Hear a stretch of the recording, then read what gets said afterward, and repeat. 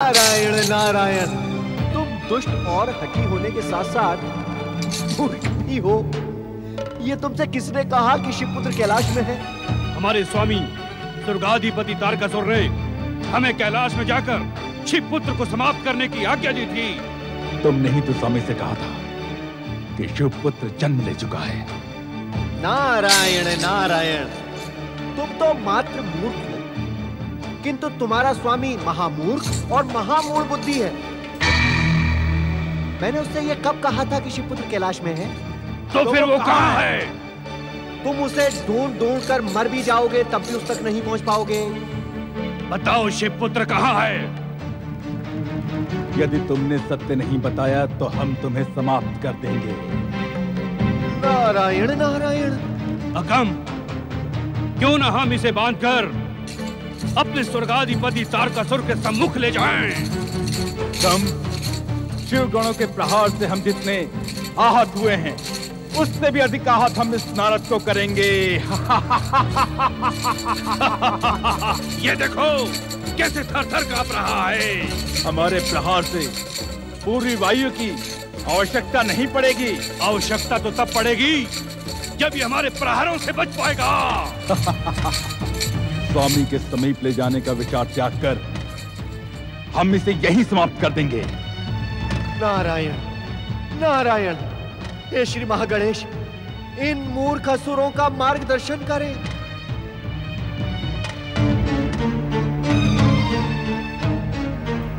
सावधान असुरों, उधर देखो, शिवगण तुम्हें खोजते खोजते इधर ही आ रहे हैं।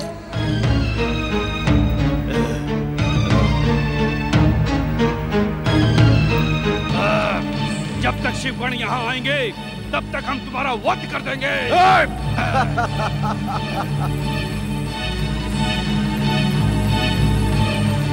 जीवित रहने के इच्छुक हो तो बताओ, कहाँ है शिवपुत्र? नारायण नारायण, भाई असुरो, यदि मैंने तुम्हें बता भी दिया तब भी तुम उस तक नहीं पहुंच पाओगे।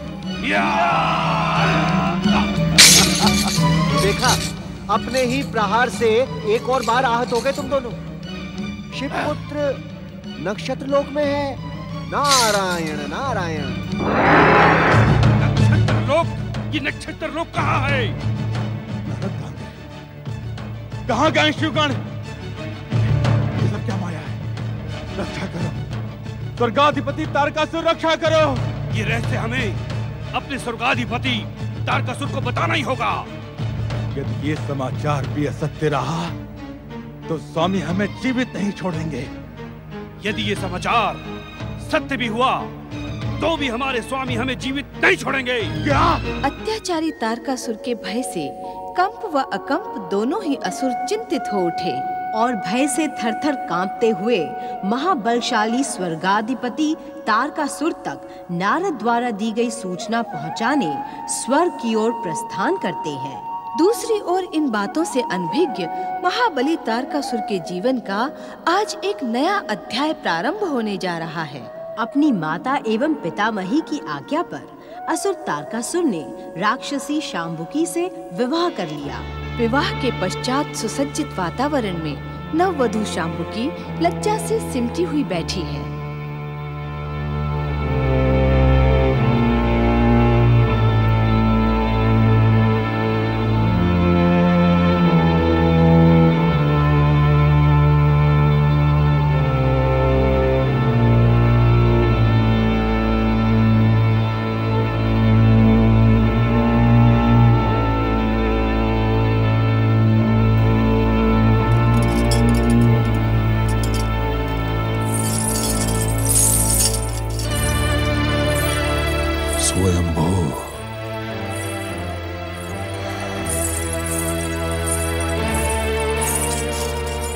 स्वामी, क्या पत्नी रूप में मुझे पाकर आप प्रसन्न नहीं हैं?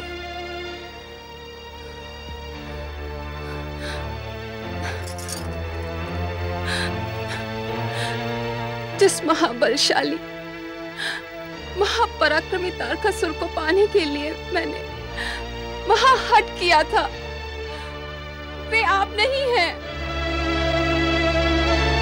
अर्थात अर्थात अपनी कल्पना में मैंने जिस तारकासुर से प्रेम किया था वो अपनी पितामही और अपनी माता की प्रसन्नता के लिए तीनों लोगों का सम्राट बना था। वो दैत्य जाति और दैत्य नारियों के प्रति मन में महान आदर रखता था, किंतु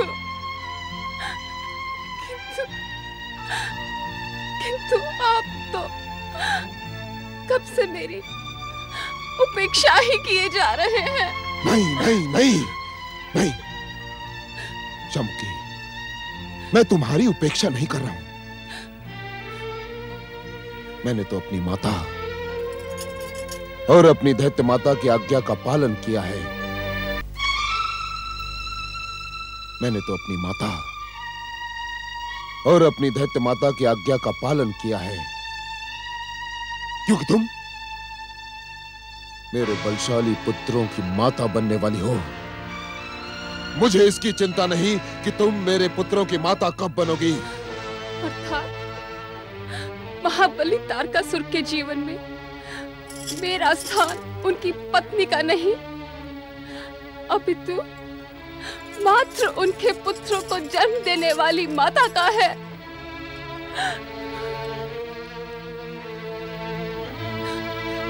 उपेक्षा के पश्चात ये अपमान भी मुझे प्रिय है स्वामी, क्योंकि मैं आपसे अत्यधिक प्रेम करती हूँ।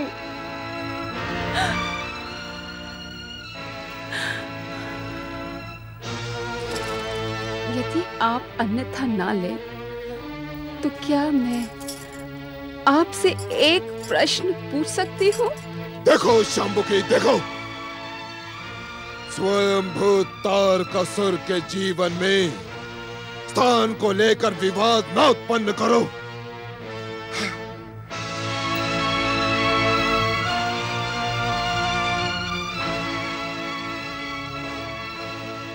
तुम एक नहीं अनेक प्रश्न पूछ सकती हो। पूछो, क्या पूछती हो?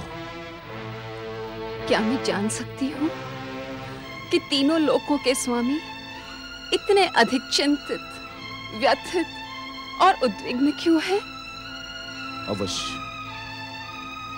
मेरी चिंता का कारण तुम्हें पता होना चाहिए शंभुकी। क्या कारण है आपकी चिंता का स्वामी? शंभुकी, शंभुकी, शिव पुत्र जन्म ले चुका है। सुना तुमने? शिव पुत्र जन्म ले चुका है। शिवपुत्र, शिवपुत्र, किंतु शिवपुत्र के जन्म से आपकी चिंता का क्या संबंध स्वामी?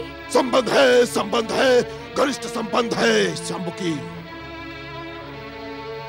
स्वयंभू तारकासुर ने स्वयं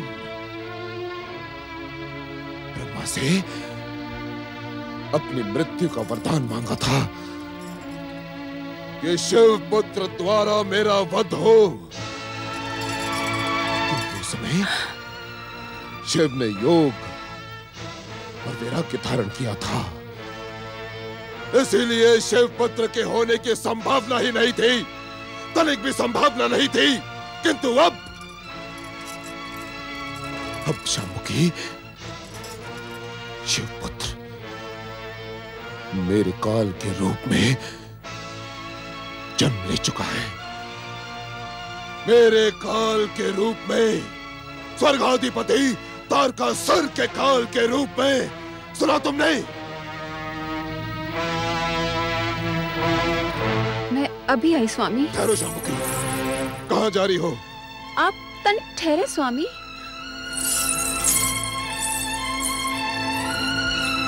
स्वयंभू, स्वयंभू,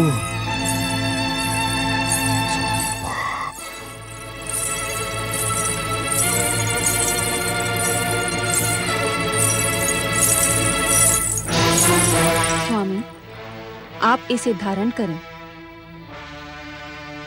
यह क्या है शंभुकी?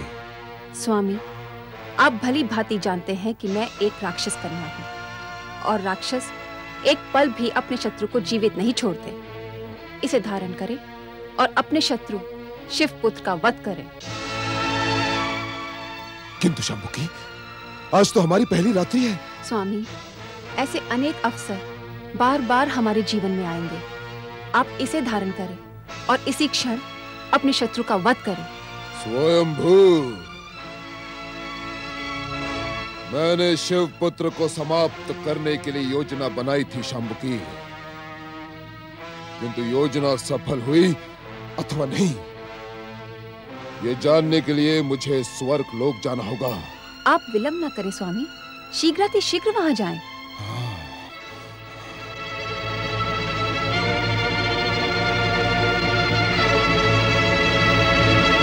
स्वयंभू, स्वयंभू, स्वयंभू।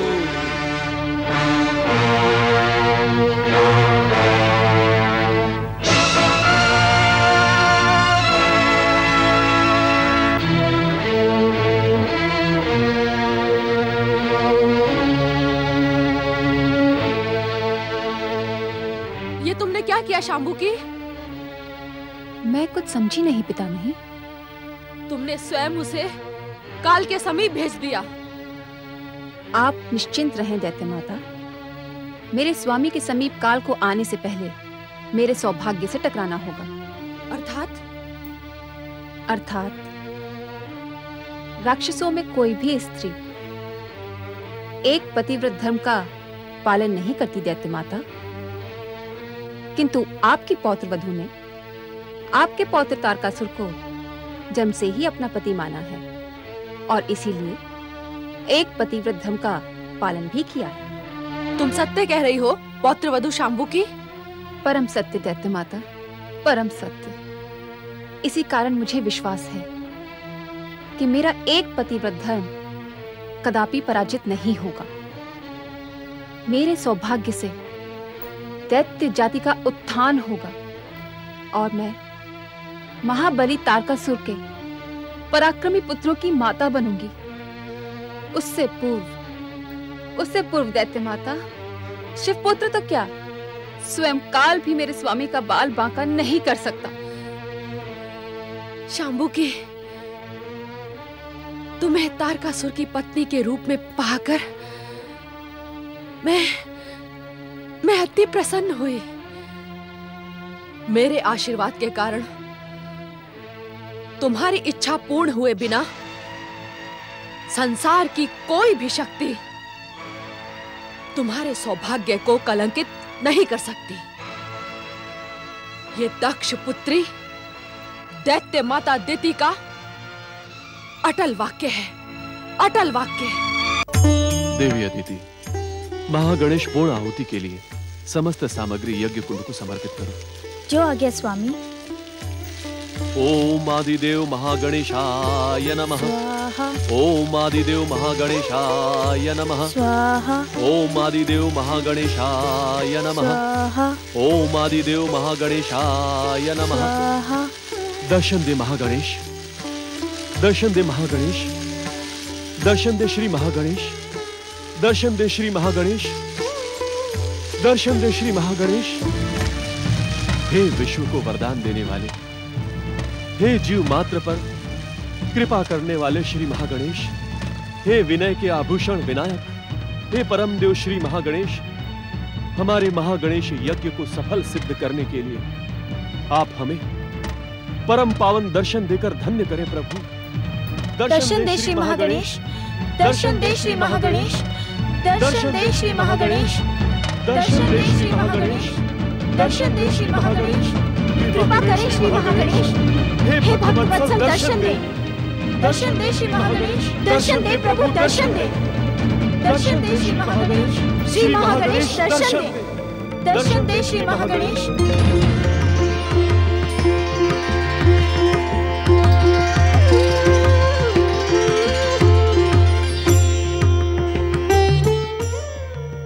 तुम दोनों का कल्याण हो। तुम दोनों की भक्ति से हम अति प्रसन्न हुए हैं। हमारी भक्ति की अमर शक्ति पाकर तुम दोनों का नाम इस संसार में सदा सदा के लिए अमर रहेगा। आपके परम पावन और मंगल दर्शन करके हमारा जन्म सफल हुआ स्वामी। हे विघ्नों का अंत करने वाले विघ्नेश्वर श्री महागणेश, आपकी कृपा से हम धन्य हुए। प्रभु, यदि आज्ञा हो तो एक प्रश्न पूछूं? अवश्य। हे महागणेश, इस पृथ्वी लोक को तारकासुर के अत्याचारों से कब मुक्ति मिलेगी?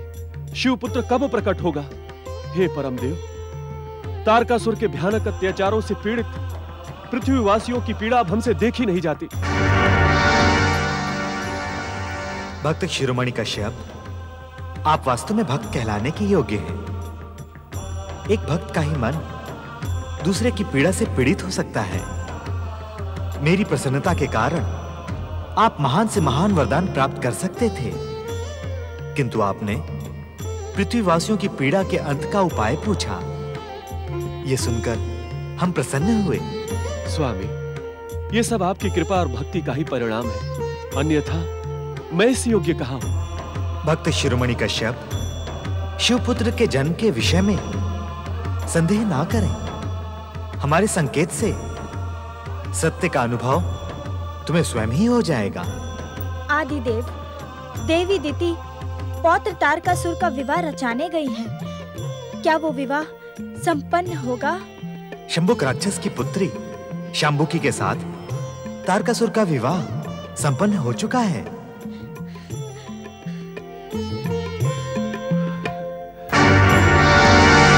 एक पतिव्रत धर्म का पालन करने वाली शांबुकी इस संसार की पहली राक्षसनी होगी।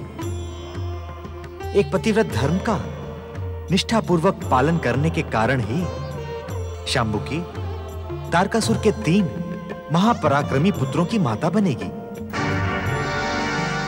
सर्वेश्वर, इसका अर्थ यह हुआ कि संसार को कई युगों तक दैत्यों के अत्याचारों से पीड़ित होना होगा।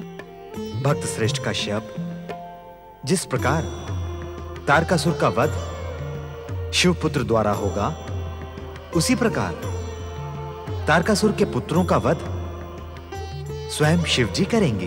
तारकासुर के पश्चात दैत्य जाति का चरमोत्कर्ष इस शिखर तक कदापि नहीं पहुंचेगा।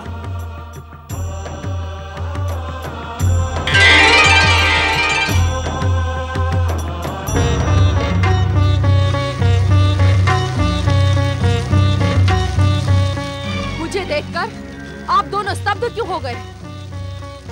पाखंड भरी भक्ति का ढिंढोरा पीटने वाले आप दोनों को मैं भली भांति जानती हूँ। दिति पुत्रों का अंत और दैत्य जाति के सर्वनाश के अतिरिक्त आपका कोई अन्य उद्देश्य ही नहीं है। दिति, तुम हर बात का अर्थ अपने से क्यों जोड़ लेती हो? क्योंकि आपकी हर बात किसी न किसी रूप में मुझसे और दैत्य जाति से जुड़ी होती है। सत्य क्यों नहीं कहते कि आप दैत्य जाति के सर्वनाश की प्रार्थना करते हैं? हमारी प्रार्थना का उद्देश्य मात्र संसार और संसार वासियों का कल्याण है। आपका ये उद्देश्य तभी पूर्ण हो सकता है जब दैत्य जाति का सर्वनाश हो जाए। दैत्य माता के संबोधन से प्रसन्न होने वाली दिति, तुम दैत्य वीरों को परामर्श क्यों नहीं देती कि सर्वनाश के स्थान पर कल्याण करें, अशुभ के स्थान पर शुभ का प्रतीक बने, दुष्कर्म के स्थान पर सत्कर्म करें। जिस दिन राक्षस, दैत्य और असुर धर्म के मार्ग पर चल पड़ेंगे, उस दिन उन्हें देवत्व की प्राप्ति होगी, वो पूजनीय बन जाएंगे। किंतु उस दिन तुम्हारे महागणेश की पूजा कौन करेगा? असुरों को पूजनीय पद की प्राप्ति महागणेश की भक्ति से ही प्राप्त होगी देवी दिति। महागणेश की भक्ति में अपना संपूर्ण जीवन समर्पित करने वाले आपको तो पूजनीय पद प्राप्त नहीं हुआ। स्वार्थ की दृष्टि से स्वामी के पूजनीय और सम्मान को आप देख भी नहीं पाएंगी दीदी। इंद्र जैसे कायर, चाटुकार और मेरे पौत्र तारकासुर की कृपा पर जीवित पुत्र को जन्म देने वाली तू किस मुंह से बोल रही है? क्या तुझे इस बात का भय नहीं लगता कि मेरे संकेत मात्र पर विश्व विजयी तारकासुर तेरे इंद्र का वध कर देगा? दीदी, इस संसार में जो कुछ भी घटता है वह परम देव श्री महागणेश की इच्छा से ही घटता है।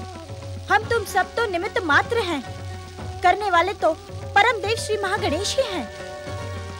इस पाखंडी ऋषि का प्रोत्साहन पाकर तेरा साहस दिन प्रतिदिन बढ़ता जा रहा है अदिति। सावधान, मेरे क्रोध की ज्वाला कहीं तुझे भस्म न कर दे। मेरा संकेत तेरे भीरू इंद्र के अंत का कारण बनेगा।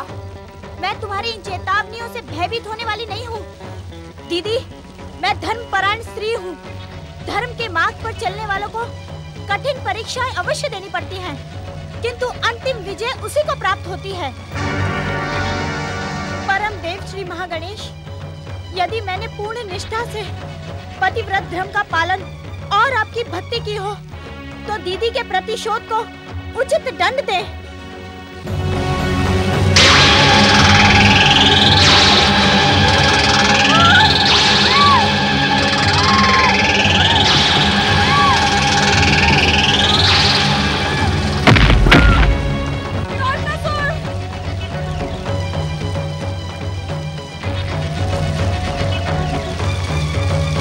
देवी अदिति, तुम तो धैर्य की माता हो।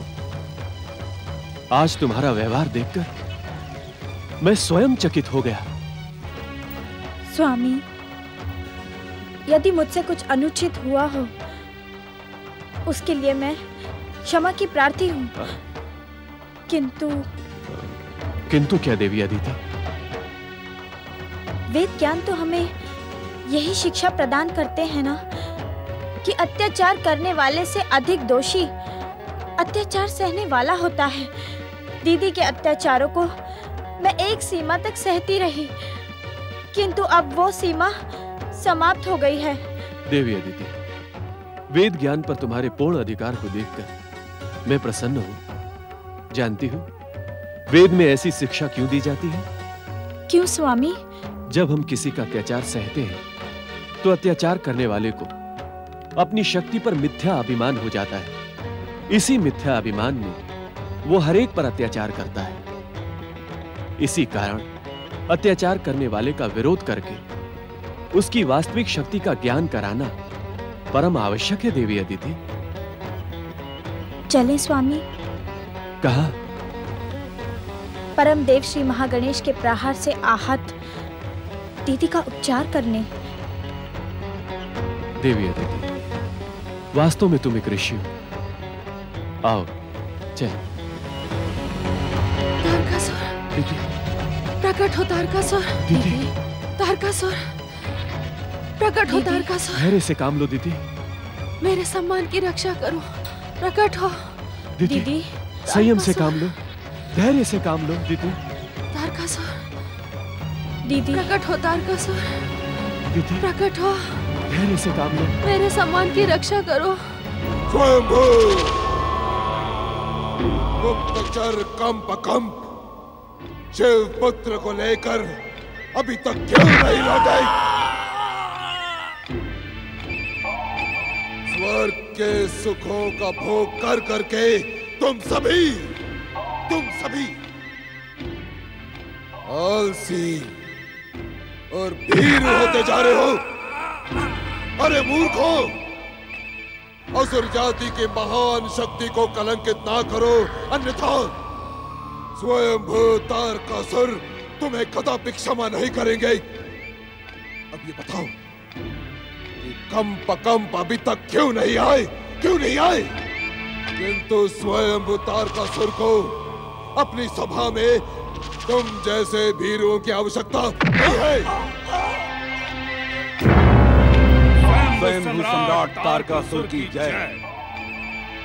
छलिया देवताओं की भांति नारद ने भी हमारे साथ छल किया है स्वर्गाधिपति। छल? कैसा छल? किंतु स्वयंभू तारकासुर के गुप्तचरों की ऐसी दुर्दशा करने का दुस्साहस किसने किया? शिवगणों ने। आपकी कृपा से हम जीवित हैं स्वामी। उचित तो यह होता कि तुम दोनों शिवगणों के हाथों ही मृत्यु को प्राप्त हो जाते। तुम्हें अपना सेवक और असुर कहते हुए मुझे लज्जा आ रही है। लज्जा। स्वामी, शिव गणों का भेष बनाकर हमने कैलाश का कोना कोना छान मारा, परंतु शिव पुत्र कहीं नहीं मिला।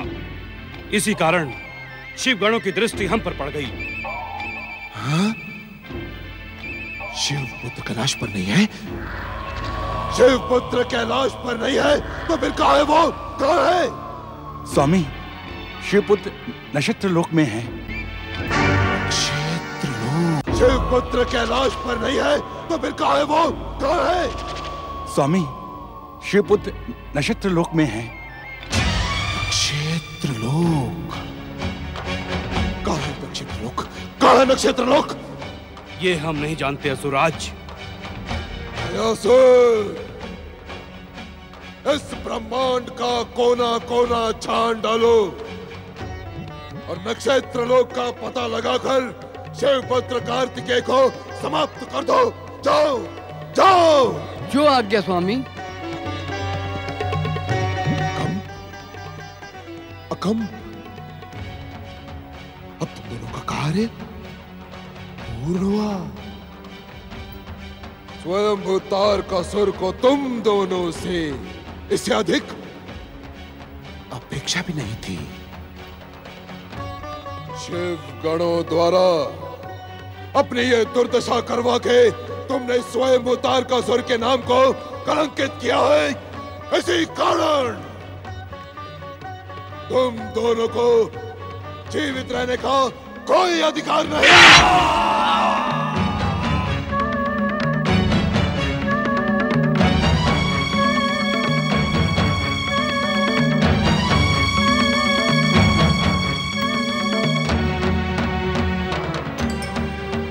अब मैं उस शिव पुत्र कार्तिकेय को जीवित नहीं छोड़ूंगा। मैं स्वयं तारकासुर हूं। तारकासुर। ओम नमः शिवाय। ओम नमः शिवाय। ओम नमः शिवाय। ओम नमः शिवाय। शुक्राचार्य,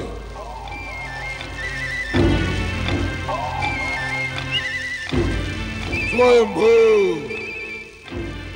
इस प्रकार स्वर्गाधिपति दैत्यराज तारकासुर की उपेक्षा का दुस्साहस ना करो शुक्राचार्य, ना करो। मेरी दृष्टि में तुम उपेक्षा के ही योग्य हो। नहीं शुक्राचार्य, नहीं। मैं तो आदर और सम्मान के योग्य हूँ। जो व्यक्ति स्वयंभू का आदर नहीं करता, उसे जीवित रहने का कोई अधिकार नहीं।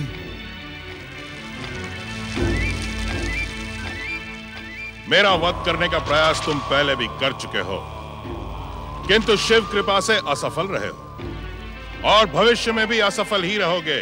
नहीं शुक्राचार्य, मैं इस समय तुम्हारा वध करने नहीं आया हूं, अपितु मैं तो तुम्हारी दिव्य दृष्टि से कुछ जानने आया हूं। क्या स्वयंभू तारकासुर स्वयं दिव्य दृष्टि के स्वामी नहीं? नहीं। आप मुझे बताएं कि दिव्य दृष्टि प्रदान कौन करता है। मैं इसी क्षण उसे बंदी बनाकर पाताल के अंधकार में डाल दूंगा और इस संसार में दिव्य दृष्टि का प्रयोग करने वाला एकमात्र व्यक्ति बन जाऊंगा। एकमात्र व्यक्ति। परम देव श्री महागणेश के अतिरिक्त त्रिदेवों और त्रिदेवियों की कृपा से ही किसी प्राणी को दिव्य दृष्टि प्राप्त होती है। उनको बंदी बनाना तो दूर, तुम जैसे दुष्कर्मी के लिए उनका दर्शन करना भी असंभव है। इसीलिए मेरा समय नष्ट न करो और चले जाओ यहां से। जब तक मैं आपकी दिव्य दृष्टि से अपने प्रश्न का उत्तर नहीं जान लेता, तब तक मैं यहां से नहीं जाऊंगा। दैत्य गुरु शुक्राचार्य, नहीं जाऊंगा। क्या प्रश्न है तुम्हारा? दैत्य गुरु, मुझे बताएं कि मेरा घोर शत्रु शिव पुत्र कहाँ है। मैं इसी क्षण उसका वध कर दूंगा, इसी क्षण। शिव पुत्र के विषय में मैं कुछ नहीं जानता। किंतु यह अटल सत्य है कि ब्रह्मा जी के वरदान के अनुसार तुम्हारा अंत शिवपुत्र के द्वारा ही होगा। असंभव! असंभव! एक क्षण भी आपकी भांति भक्ति और आराधना ना करने वाला नारद भी इस विषय में सब कुछ जानता है, और आप नहीं जानते दैत्य गुरु शुक्राचार्य? ये तो आश्चर्य की बात है। क्योंकि मैं नारद जैसा परम भक्त नहीं बन सकता। नारद तो छलिया है, वो अपनी चतुराई से सबको भ्रमित करता रहता है। देवर्षि नारद की महानता के विषय में लिखने के लिए इस संसार के समस्त शब्द भी कम पड़ जाएंगे। उस महान भक्त शिरोमणि की भक्ति का पुराण लिखने के लिए इस संसार के समस्त भोजपत्र भी कम है। स्वयंभू दैत्य गुरु शुक्राचार्य, मैं यहाँ नारद के प्रशंसा का पुराण सुनने नहीं आया हूँ, अब तो ये जानने आया हूँ कि इस समय शिवपुत्र कहाँ है। आप अपने सिद्धियों का प्रयोग करके बताएं कि वो किस नक्षत्र लोक में है।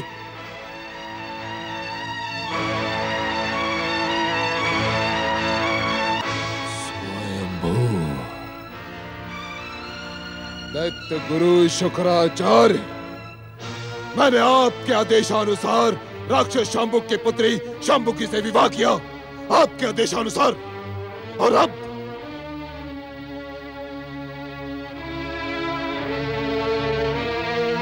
आपको मेरी बात माननी ही होगी।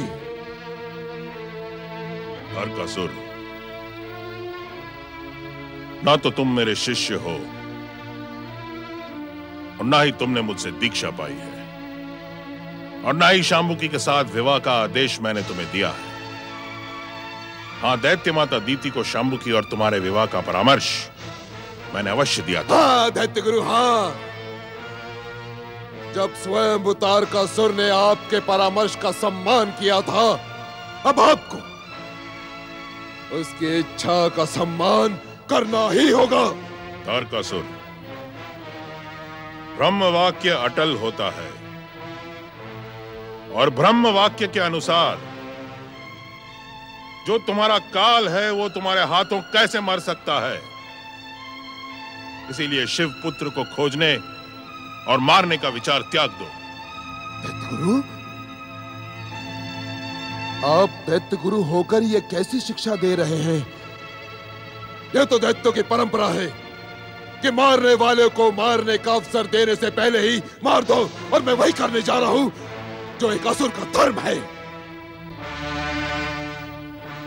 दैत्य गुरु, आपको दैत्य जाति के गौरव की सौगंध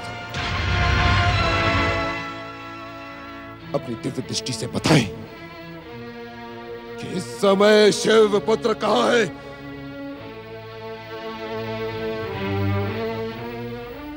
दैत्य गुरु, आपको दैत्य माता दीति की सौगंध, आज आप दैत्य जाति के गौरव से मुंह नहीं मोड़ सकते। बताएं वो कहां है, बताएं। दैत्य गुरु, दैत्य गुरु, यदि अभी भी आपने नहीं बताया तो भविष्य में दैत्य जाति आपको दैत्य शत्रु कहने में संकोच नहीं करेगी। ऐसा प्रतीत होता है कि अपने आराध्य शिव को प्रसन्न करने के लिए आप दैत्य जाति के विरुद्ध षड्यंत्र कर रहे हैं। तुम सोचे शुक्राचार्य, सोचे, क्या दैत्यों की सहायता करना दैत्य गुरु का कर्तव्य नहीं है? तारकासुर, मैं अपने कर्तव्य को भली भांति जानता हूं। मुझे भविष्य की चिंता भी नहीं है, क्योंकि भविष्य को बहुत दिनों तक सत्य से अनजान नहीं रखा जा सकता। एक न एक दिन भविष्य इस सत्य से परिचित हो जाएगा कि दैत्य गुरु शुक्राचार्य ही दैत्यों के हित चिंतक और हितैषी है। दैत्य गुरु शुक्राचार्य, दैत्य जाति का वर्तमान भी आपको दैत्य का हितैषी और हित चिंतक मानता है।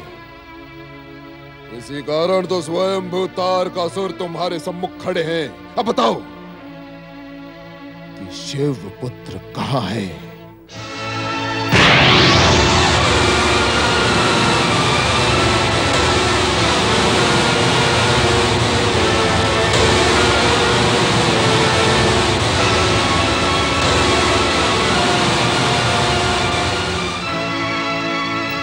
दैत्य गुरु, आपने कुछ देखा ही नहीं अथवा आप कुछ बताने के इच्छुक ही नहीं हैं। तारकासुर, शिव हम दैत्यों के आराध्य हैं। शिव पुत्र के द्वारा ही तुम्हारे दैत्य जीवन का उद्धार होगा, किंतु अभी वो समय दूर है। तुम अपने दुष्कर्मों से उस समय को समीप क्यों लाना चाहते हो? दैत्य गुरु शुक्राचार्य, अब मुझे पूर्ण विश्वास हो गया है। अब आप दैत्य गुरु से दैत्य शत्रु बन चुके हैं। ना तो आपको दैत्य जाति के गौरव की चिंता है और ना ही दैत्य माता दिति की दी गई सौगंध की। आप दैत्यों के हितों को ठोकर मारकर दैत्य शत्रु का गुणगान कर रहे हैं। दैत्य शत्रु का गुणगान। तारकासुर, मैं तो काल से तुम्हारी रक्षा कर रहा हूं। स्वयंभू, स्वयंभू, स्वर्गाधिपति वरदानी तारकासुर को आपकी प्रदान की हुई रक्षा की आवश्यकता नहीं है। दैत्य गुरु शुक्राचार्य, वो स्वयं बाहुबली है। यदि आप में तनिक भी आत्मसम्मान शेष है तो दैत्यों के हित और दैत्य माता दिति के सौगंध के कारण मुझे नक्षत्र लोक का पता बताएं। तारकासुर, शिव पुत्र कुमार कार्तिकेय कृतिकाओं के नक्षत्र लोक में पल रहा है। वो वहां सुरक्षित है, किंतु तुम उस बालक को हानि पहुंचाने का दुस्साहस कदापि न करना, अन्यथा परिणाम भयानक होगा।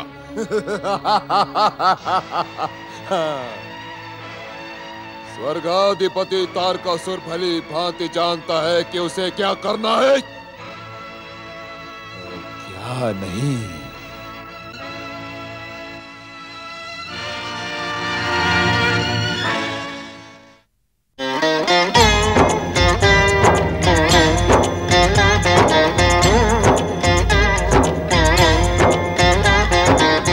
अर्थ समर्थ ये इनसे जीवन, यही है करता यही है कारण।